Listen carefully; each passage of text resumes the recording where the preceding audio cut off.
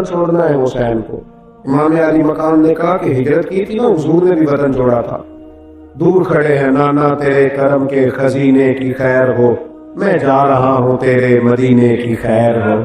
پھر حسین ابن علی وہاں سے نکلے، بچے ساتھ، ڈٹنا پڑا، بھوک پیاس، بچوں کا ساتھ، پھر بچوں کی شہادتیں، یہ ساری چیزیں انسان کو کمزور کر دیتی ہیں نا، لیکن جس کی شان بڑی ہوتی ہے اس کی آزمائش بھی بڑی ہوتی ہے۔ چھوٹی چھوٹی باتوں سے گھبرا جانے والی امت، ذرا ذرا سی بات پر پریشان ہو جانے والے لوگ، لڑکھڑاتے قدم، الجھے خیالات، بے چینیاں، بے قراریاں، بہتے آنسو اور ہر وقت مظلومیت کا اظہار کرتی قوم اگر اپنے قدموں پہ کھڑا ہونا چاہتی ہے، امت اگر پھر سے امت سازی چاہتی ہے، امت اگر کھڑے ہو کے اور اللہ کی عطا پر راضی رہ کر اپنی زندگی گزارنا چاہتی ہے، ایک ہی فارمولہ ہے، اس قوم کو امام حسین کی سیرت سے آگاہ کر دو، اس امت کو نبی پاک کے شانوں والے نواسے کی عظمتیں بتا دو۔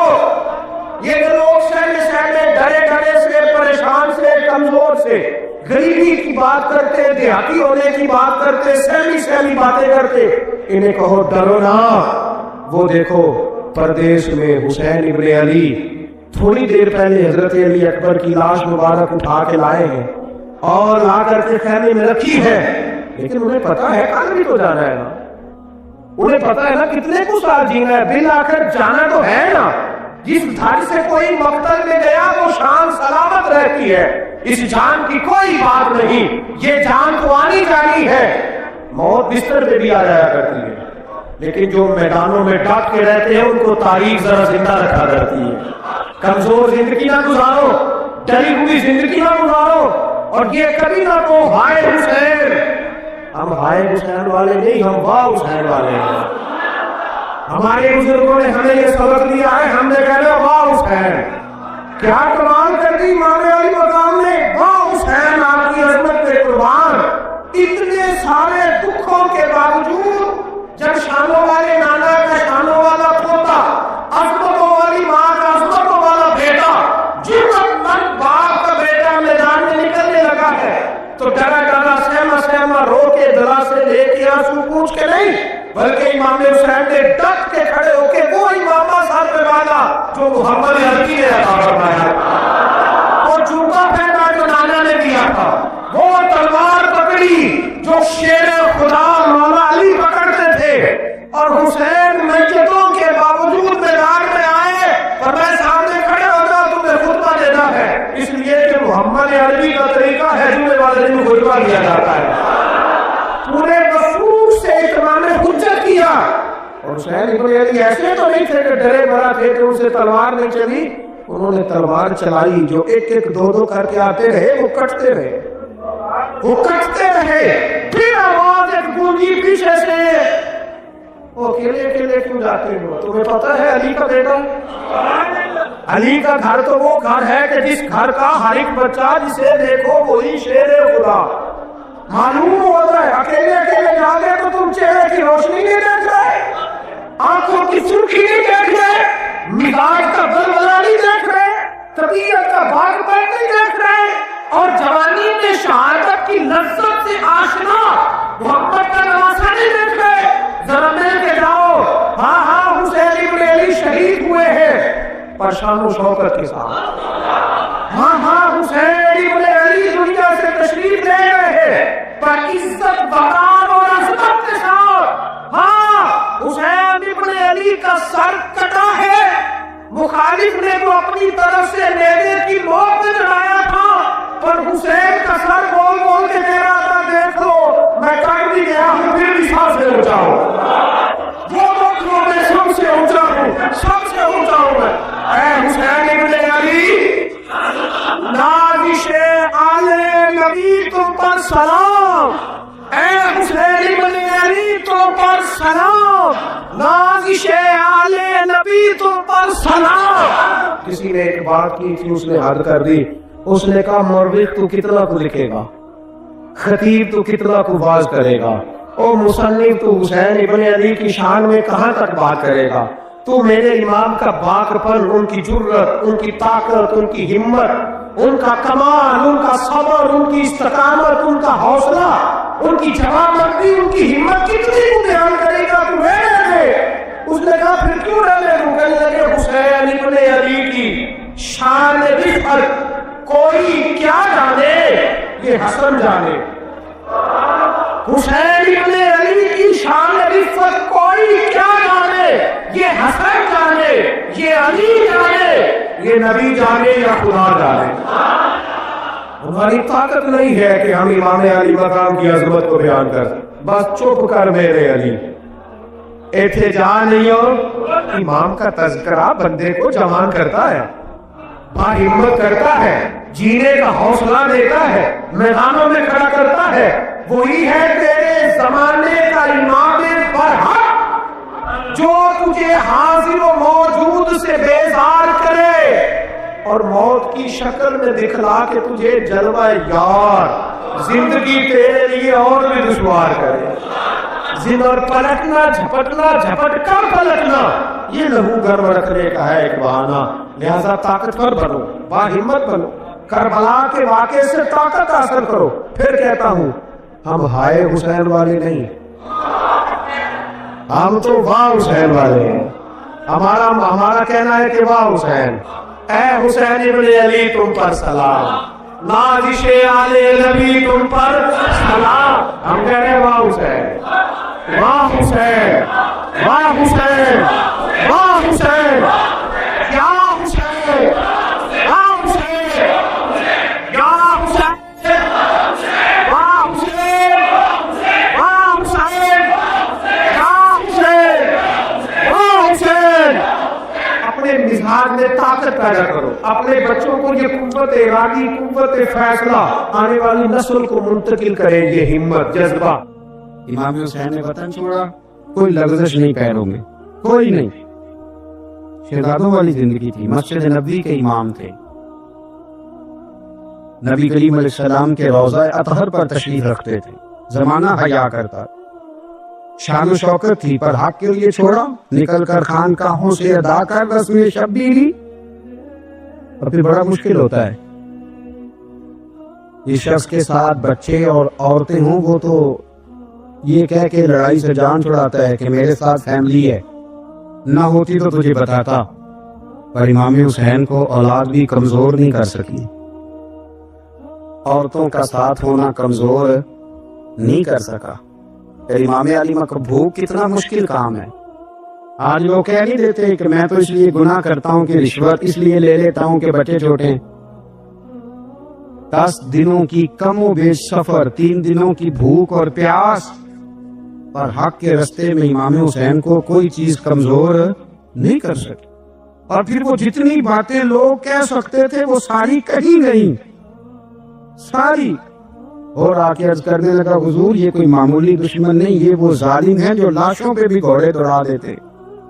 تو امام علی مقام فرمانے لگے جو شہادت کا جذبہ لے کے نکلے وہ پھر انجام نہیں دیکھا کرتا، وہ انجام، وہ جتنی چیزیں جو استقامت کے رستے میں آ سکتی ہیں وہ ساری چیزیں رستے میں آئیں، پر امام علی مقام نے کسی چیز کی پرواہ نہیں کی۔ آج کا مسئلہ یہ ہے کہ آج لوگوں میں استقامت نہیں ہے، رات کو کچھ ہوتے ہیں، سویرے کچھ ہوتے ہیں، دوپہر کو کچھ ہوتے ہیں، شام کو کچھ ہوتے ہیں۔ ہمارا کل انداز تکلم کچھ اور ہوتا ہے، صبح کچھ اور ہوتا ہے۔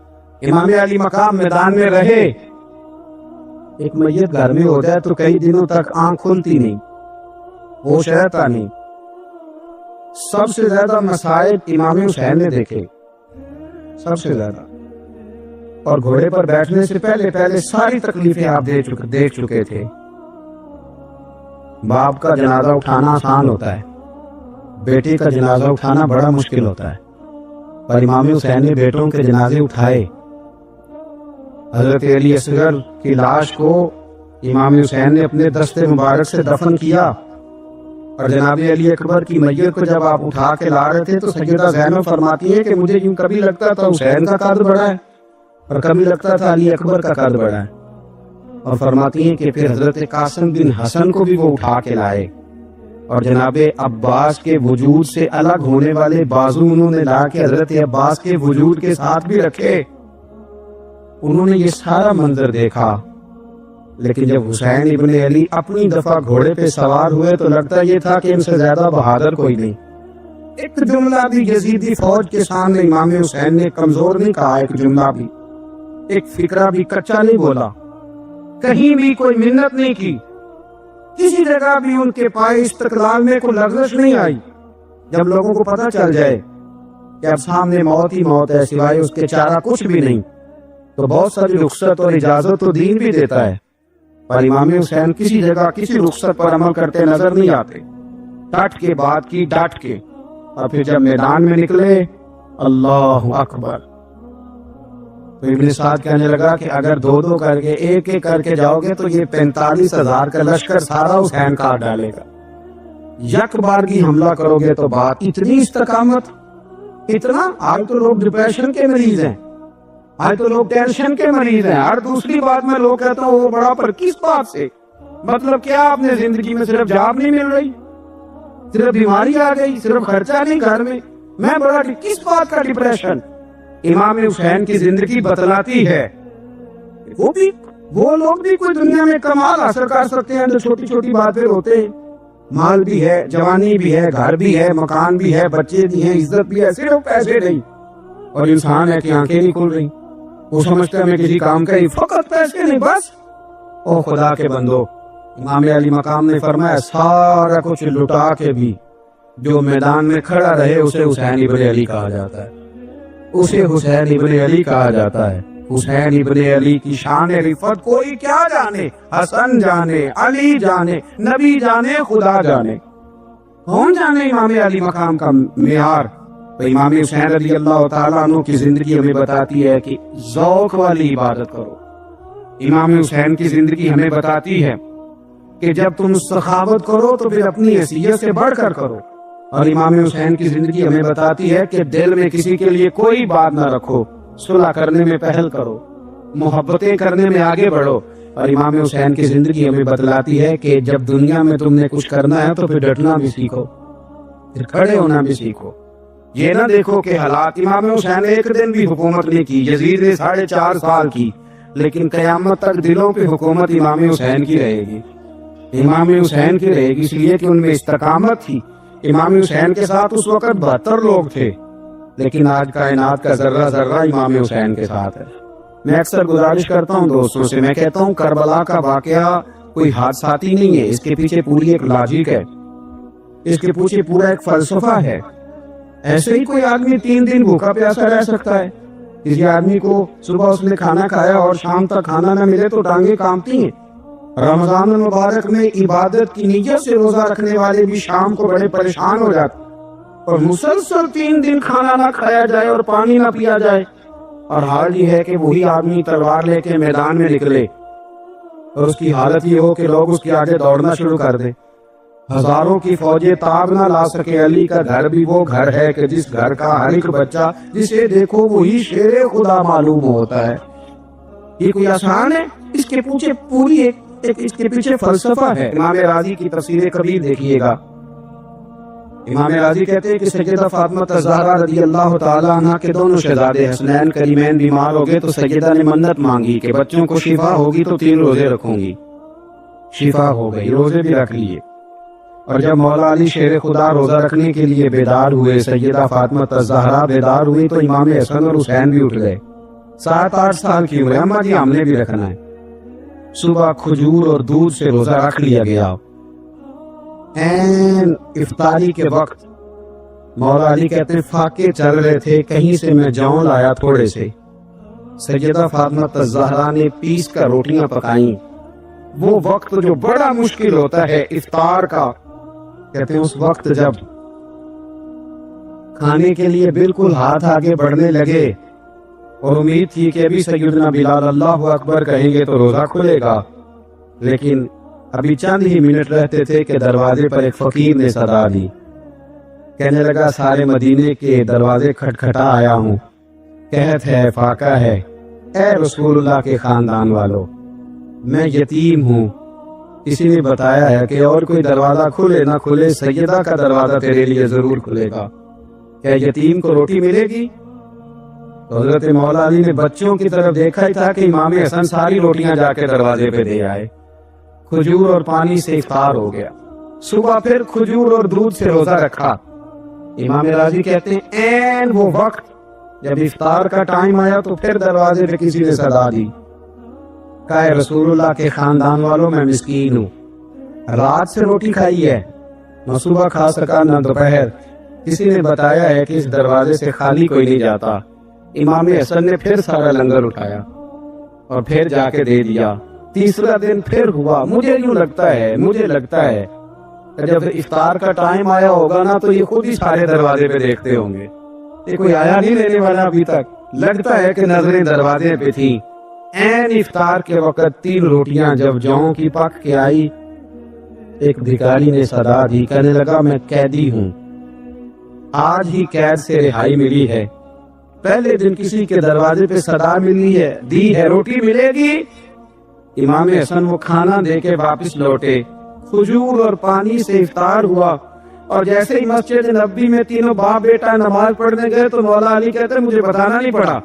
رسول کریم نے میری طرف دیکھ کے فرمایا علی تیرا, فاطمہ کا, حسن اور حسین کا تینوں دن والا عمل خدا کو بھی بڑا پسند آیا ہے اور محمد مصطفیٰ کو بھی بڑا پسند آیا, بڑا پسندیدہ عمل. میں کہتا ہوں کہ حضرت فاطمہ نے نا ان کی تربیت پہلے کر دی تھی, 3 دن بغیر افطار کے روزہ رکھنے کی. وہ ٹریننگ گھر سے ہو چکی تھی. اب میدان کربلا میں 3 دن بھوکا پیاسا رہنا ان کے لیے مشکل نہیں تھا. وہ تو ان بچوں کے لیے مشکل ہوتا ہے جو کھانا دیر سے پکنے سے برتن توڑنے شروع کر دیتے.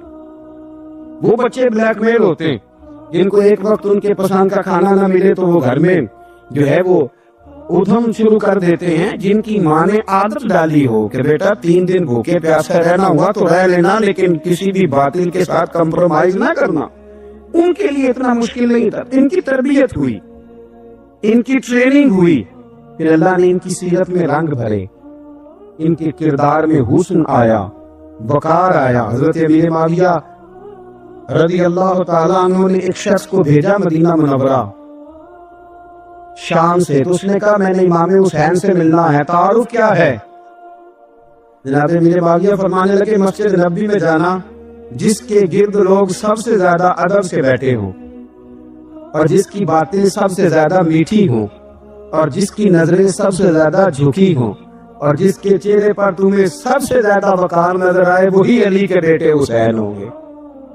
جو سب سے زیادہ تمہیں وہاں ماحول کے اندر جو شخص نظر آئے پوچھنے کی ضرورت نہیں پڑے گی. وہ شخص کہتا میں مدینے آیا تو میں نے واقعی ایک شخص کو دیکھا, شہد کے گرد مکھیوں کا اتنا ہجوم نہیں ہوتا جتنا امام حسین کے گرد رسول اللہ کے غلاموں کا ہجوم تھا.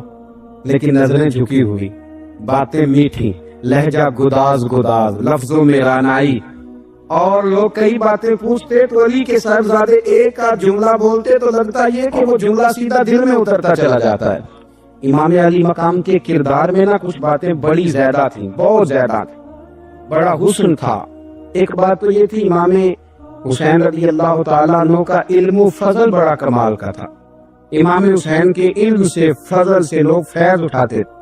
پھر اس کے ساتھ ساتھ امام حسین کا ذوق عبادت بڑا شاندار تھا, بڑا زبردست ذوق. علامہ جوزی نے لکھا ہے وکان الحسین رضی اللہ تعالیٰ عنہ فاضلا کثیر الصوم والصلاۃ والحج والصدقۃ وافعال الخیر جمیعا. آپ فرماتے ہیں کہ امام حسین زیادہ نمازیں پڑھنے والے تھے, کثرت سے سجدے کرنے والے, کثرت سے روزے رکھنے والے, زیادہ حج کرنے والے, اور امام حسین صدقہ دینے والے اور نیکی کے کاموں میں شدت کرنے والے. امام حسین کا جو ذوق عبادت تھا وہ اتنا شاندار تھا کہ آپ فرض نماز کے علاوہ روزانہ 100 رکعت نماز نفل ادا فرمایا کرتے. اور امام حسین فرماتے زندگی میں کبھی ایسا نہیں ہوا کہ 3 دن گزر گئے اور حسین کا قرآن پاک ختم نہ ہوا. 25 حج کیے امام حسین نے مدینہ منورہ سے مکہ مکرمہ پیدل جا کے, 25 حج. اب تو نسبت والے لوگوں کو عبادت کی ضرورت نہیں نا, اللہ ماشاءاللہ کہتے ہیں نسبت بڑی ہے. بھئی جن کی نسبت اتنی خاص تھی کہ حضور نے فرمایا یہ فاطمہ کے نہیں میرے بیٹے ہیں, ان کا تو حال یہ ہے کہ فرض کے علاوہ 100 نفل, 3 دن سے پہلے ختم قرآن پاک, 25 حج فرمائے. تو کس نسبت کی بات کرتا ہے؟ یہ نسبتیں تو ہیں جو انسان کو عبادت کے قریب کرتی ہیں. لوگوں نے معیار ہی بدل دیا ہے. حضرت سیدنا امام حسین کی شہادت کے بعد حضرت عبداللہ ابن زبیر رضی اللہ تعالیٰ عنہ نے قاتلان حسین سے خطاب کیا اور فرمانے لگے اللہ کی قسم تم نے اس شخص کو شہید کیا ہے جو راتوں کو لمبے لمبے قیام کرتا تھا، اور تم نے اس شخص کو شہید کیا ہے جس سے میں دن میں جب بھی ملتا تھا تو وہ روزے سے ہوتا تھا. تم نے اس شخص کو شہید کیا جو قائم اللیل تھا، صائم الدہر تھا. اس شخص کو تم نے شہید کیا. آپ کو پتہ ہے کہ میدان کربلا میں جب 9 محرم کو ابن سعد نے امام حسین سے کہا کہ جنگ کرو، اگر یزید کی بیعت نہیں کرنی تو امام حسین نے فرمایا ایک رات کی مہلت دے دو، ایک رات کی مہلت دے دو. حضرت امام زین العابدین کہتے ہیں میں نے اپنے والد گرامی سے عرض کی کہ ابا جی آپ جہاد سے دور جانے والے تو ہیں نہیں، آپ تو جہاد سے پیار کرنے والے، اور یہ بھی پتہ ہے مجھے کہ یہ جنگ اب ہو کے رہے گی، تو ایک رات کی مہلت دینے کا معنی کیا ہے؟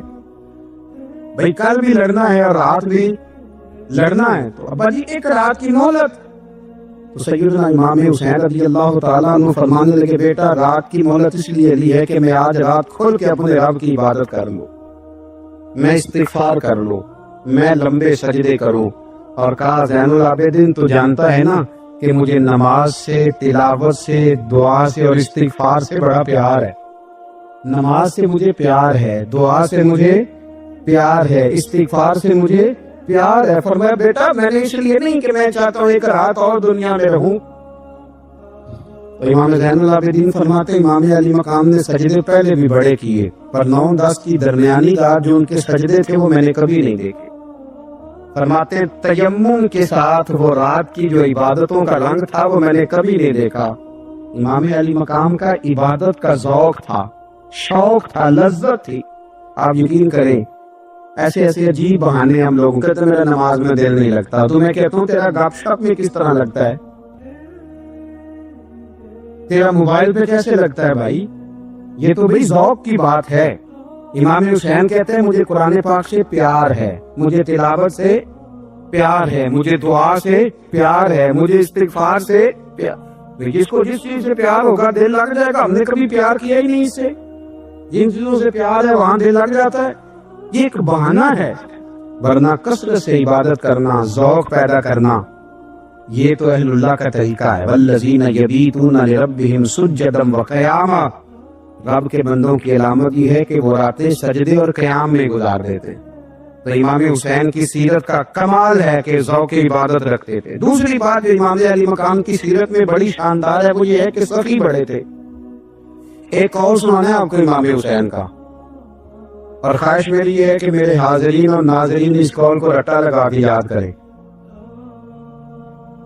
اس قول کو انشاءاللہ. یہ قول جو امام حسین کا ہے نا جی، یہ جس دن مجھے ملا تھا نا تو میں نے بھی رٹا لگا کے یاد کیا تھا، اور میرے پاس جتنی ڈائریاں ہیں شاید میں نے سب میں لکھا ہے. امام علی مقام رضی اللہ تعالیٰ عنہ فرماتے تھے اللہ کی رضا کے لیے کسی شخص کی ایک حاجت پوری کر دینا 1 مہینہ مسجد میں اعتکاف کرنے سے زیادہ درجہ رکھتا ہے. ایک بندے کی ایک حاجت پوری کر دینا 1 مہینہ پورا مسجد میں اعتکاف کرنے سے زیادہ درجہ رکھتا ہے. خدا کے بندے تو ہیں ہزاروں اور بنوں میں پھرتے ہیں مارے مارے، میں اس کا بندہ بنوں گا جس کو خدا کے بندوں سے پیار ہوگا. کسی بندے کی ایک حاجت پوری کرنا 1 مہینہ اعتکاف میں بیٹھنے سے زیادہ افضل ہے. اسی لیے تو میرے حبیب کریم علیہ السلام نے فرمایا تو رب کے بندوں کی حاجتیں پوری کرنے میں لگ جا، رب تیری حاجتیں پوری فرما دے گا. امام علی مقام فرماتے تھے ایک حاجت کسی کی پوری کرو. حضرت جناب سیدہ زینب بنت ابی رافع کہتی ہیں کہ سیدہ فاطمہ الزہرا ایک دن اپنے دونوں شہزادوں کو لے کے جب حضور کی طبیعت مبارک بظاہر علیل تھی جس میں حضور کا وصال ہوا، دونوں شہزادے لے کے سیدہ فاطمہ نبی کریم کی بارگاہ میں گئی. کہنے لگی یا رسول اللہ میرے بچوں کو کچھ دیجیے.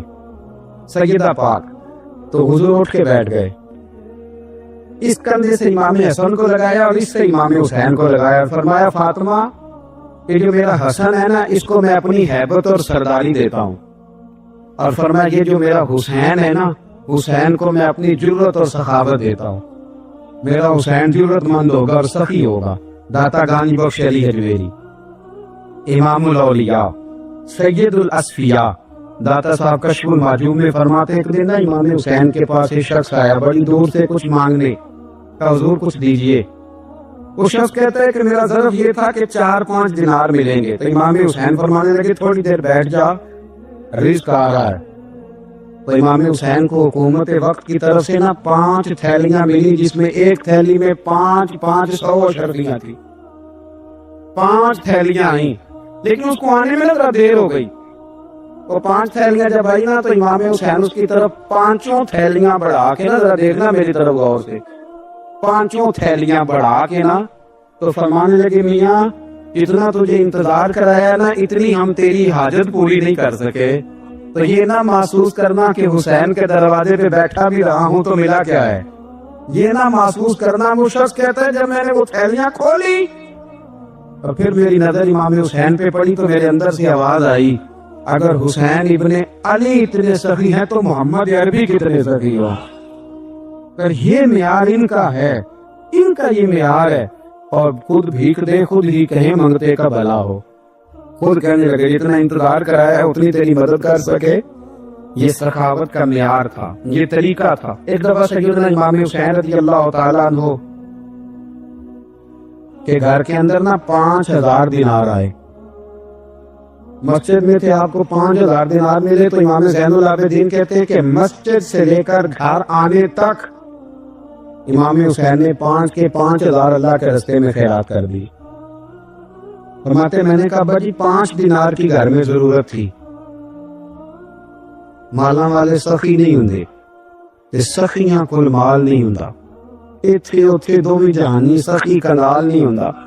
کعبہ جی 5 دینار کی گھر میں ضرورت تھی. تو کہتے ہیں مجھے فرمانے لگے بیٹا یہ جن کو میں نے دیا ہے نا یہ گھر کے لیے ہی دیا ہے، یہ گھر کے لیے ہی دیا ہے. جن کو دیا ہے تمہارا کیا خیال ہے یہ باہر خرچ ہوا ہے؟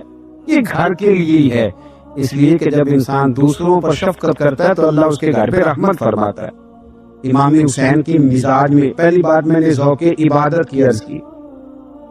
دوسری بات عرض کر رہا ہوں کہ صحابہ حضرت اسامہ بن زید بڑے پیارے ہیں میرے نبی کریم کے، بڑے پیارے. حضرت اسامہ بن زید کے بارے میں سیدہ عائشہ صدیقہ فرماتی ہیں ان کے ناک سے اگر ریٹھ نکلتی تھی تو اللہ کے رسول اپنے دستے مبارک سے صاف کر دیتے تھے. اور سرکار فرماتے تھے کہ اگر اسامہ لڑکی ہوتا نا، ان کے غلام کے بیٹے تھے حضرت زید بن عامر، اگر یہ لڑکی ہوتا میں اسے زیور پہناتا. بڑے پیارے تھے. لیکن جب ان کا آخری وقت آیا نا تو 60,000 دینار کا قرضہ تھا. رشتہ داروں سے کہا، دوستوں سے کہا، یاروں سے کہا. پڑھیے لا